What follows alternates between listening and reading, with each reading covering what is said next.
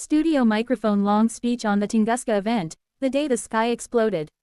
Ladies and gentlemen, today, I invite you on a journey, not into fantasy, not into fiction, but into the very heart of one of the greatest cosmic mysteries in modern history.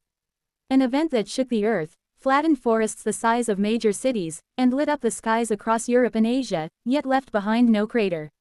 This, my friends, is the story of the Tunguska event, the day the sky exploded. It was the morning of June 30, 1908, a calm, quiet summer day in the vast, desolate wilderness of Siberia, near the Podkamennaya Tunguska River. This remote part of Russia was sparsely populated, dense forests, taiga, and isolated nomadic tribes. No one suspected that, within moments, the heavens above would unleash an explosion so powerful that it would rival the might of modern nuclear bombs. Milky Way. The explosion, at approximately 7:17 a.m. local time, eyewitnesses, mostly Evenki natives and Russian settlers, reported seeing a blinding blue-white light streak across the sky.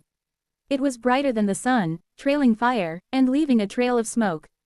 Then, without warning, boom, a colossal explosion shattered the morning silence, the force equivalent to 10 to 15 megatons of TNT, nearly 1,000 times the power of the atomic bomb dropped on Hiroshima.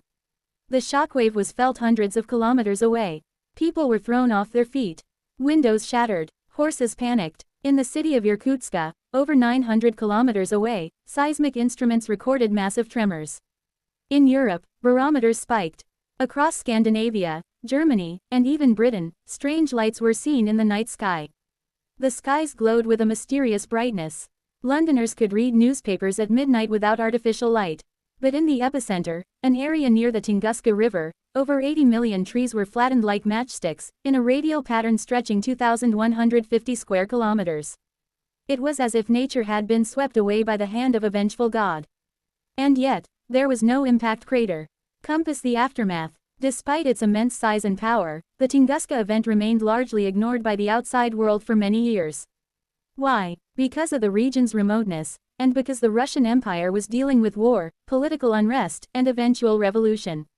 It wasn't until 1927, nearly 19 years later, that the first scientific expedition, led by Russian mineralogist Leonid Kulik, reached the blast zone. What he found was utter devastation: charred trees standing like blackened poles, a vast area of flattened forest, and no sign of a crater or any meteorite fragments.